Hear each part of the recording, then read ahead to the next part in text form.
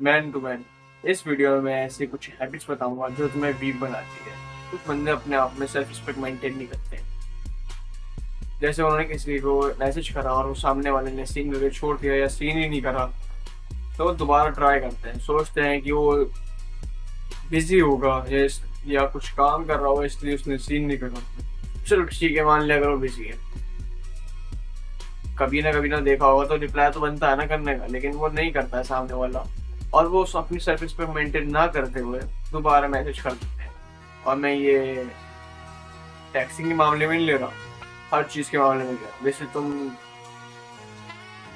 जैसे तुम्हारे दोस्त कोई पार्टी ऑर्गेनाइज कर रहे हैं या कुछ प्लान बना रहे हैं, लेकिन वो तुम्हें इनवाइट नहीं कर रहे हैं, लेकिन तुम उनके पास फिर भी जा रहे हो क्योंकि तुम्हारे दोस्त हैं। लेकिन तुम समझते हो तुम्हारे दोस्त हैं, लेकिन वो तुम्हें अपना दोस्त नहीं मानते। वो तुम्हें अपने प्लान्स में इनवाइट नहीं करते हैं, तुम्हें अपने साथ शामिल नहीं करते हैं, लेकिन फिर भी तुम चाहते हो क्योंकि तुम अपनी सेल्फ मेंटेन नहीं करते। जेन्युइन बता रहा हूँ, मैंने इससे और पहली वीडियो में बता रखा है।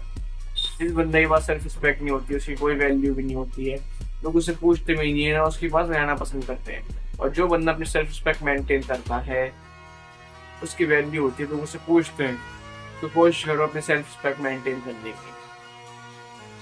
किसी ने इग्नोर कर दिया, तो किसी ने अगर बात नहीं करी है तो तुम भी तुम भी कोशिश करो कि हाँ नहीं करनी। अगर वो बात करना नहीं चाह रहा, ठीक है, कोई बात नहीं, और लोग भी हैं, उनसे बात करो। अक्सर बहुत सारे लोगों को इम्प्रेस करने की कोशिश करते हैं, सोचते हैं कि अगर मैं इन्हें इम्प्रेस करूंगा तो ये लोग मेरे से अट्रैक्ट होंगे, मेरे से बात करना चाहेंगे। लेकिन इसका उल्टा हो जाता है। जो बंदा हर किसी को इम्प्रेस करने की कोशिश करता है, वो वक्त अप्रूवल सीकिंग और वैलिडेशन सीकिंग लगता है।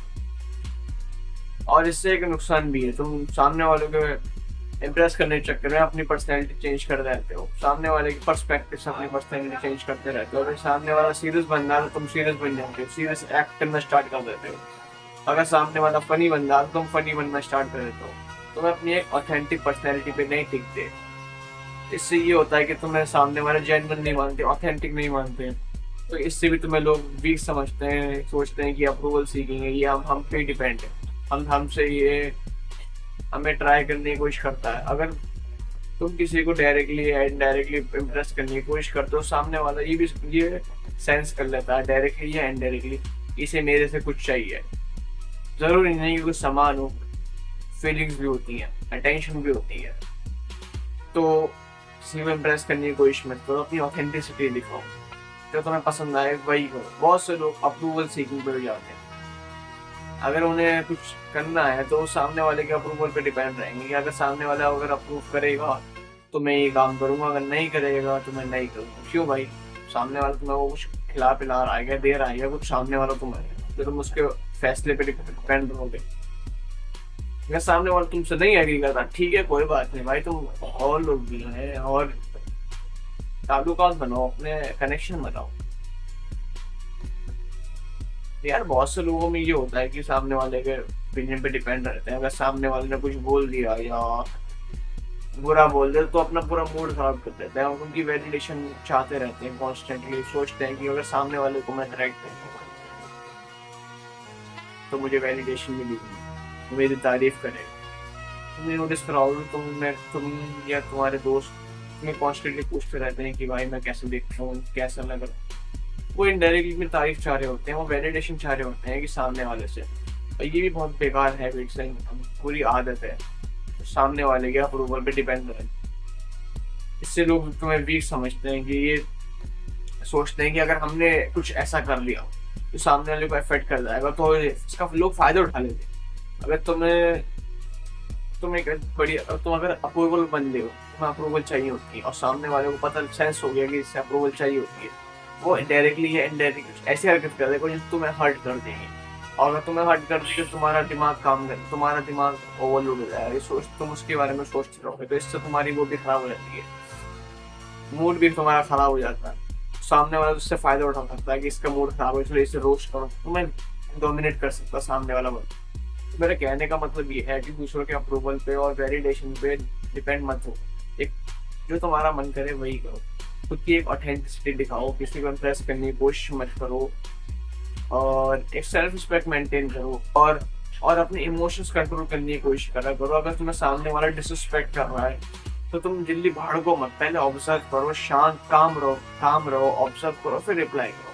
अगर तुम एकदम से भड़क जाते हो, एकदम से एक्सप्लोड हो जाते हो, तो सामने वाले को बहाना मिल जाता है कि इसे और चढ़ाओ और चढ़ाओ। अगर तुम और चिढ़ने लग जाते हो तो तुम्हें वो फिर हमारी वीकनेस पकड़ लेता है, तुम इससे भी वीक लगते हो। मैं अपना एक्सपीरियंस बताता हूँ। मेरा एक दोस्त था, वो मुझे बार बार मेरे मतलब मैंने तो बहुत छोटे घर होंगे थे, और वो बार बार चिढ़ा जा रहा, तो मुझे गुस्सा आ गया, अब मैं एकदम भड़क गया। तो वो मेरी गलती थी, मैं वहीं भड़क गया, उस सामने वाले को बहाना मिल गया। तो उसने 4 लोग और बोला, तो 4 लोगों ने और चिढ़ाया। तो मेरी वहां से वो वीकनेस बन गई थी कि ये पहले की बात था, वो वीकनेस बन गई थी। तो जब भी मैं अपना एडिट करवा के आता था, तो छोटे भाई जब भी कर जाया करते थे, चिढ़ाया करते थे चिढ़ाया करते थे। तो उन्हें एक वो मिल जाती थी, रोप, रस्सी, मेरी कमान, कि अगर ये हमसे आगे निकल रहा तो इसे ऐसे वो कर, इसकी वीकनेस को पॉइंट करो, ये चढ़ेगा और एक्सप्लोड हो जाएगा। तो अब नहीं करता, मैं समझ में आ गया कि अपनी इमोशन कंट्रोल करना सीख गया हूँ। अगर कोई मुझे इग्नोर भी कर देता है तो ठीक है भाई, तूने इग्नोर करा, मैं भड़कता नहीं गया, तूने इग्नोर कैसे करा, नहीं, काम नहीं रिएक्ट करता हूँ, पहले डोमिनेट दिखाता हूँ भाई। अगर मान लो मैं किसी से हाथ मिलाने गया और उसने जानबूझ के इग्नोर कर दिया या इनडायरेक्टली इग्नोर कर दिया, तो उसे रुक के आवाज देता हूँ, इधर आ, ऐसे, समझ रहे हो ना। तो मतलब ये वो उस वे में नहीं कहता कि एक गुंडे टाइप में, नहीं, एक मतलब एक डोमिनेंट वे में कहता हूँ, भाई इधर आ, तो हाथ मिलाना भूल गया मेरे से, मतलब एक समझ जाओ कहने का क्या मतलब है। मैं अपनी इमोशनल कंट्रोल करने लग गया हूँ धीरे धीरे। तो मेरे कहने का मतलब ये है, अगर तुम अपने कि तुम्हारे अंदर कोई सेल्फ रिस्पेक्ट नहीं है, अगर तुम सेल्फ रिस्पेक्ट मेंटेन नहीं करते हो, लोगों के अप्रूवल पे, वैलिडेशन पे डिपेंड रहते हो, और अपनी इमोशंस कंट्रोल नहीं करते हो, सामने वाले को इम्प्रेस करने की कोशिश करते हो, तो ये कुछ हैबिट्स हैं जो तुम्हें वीक बनाएंगी।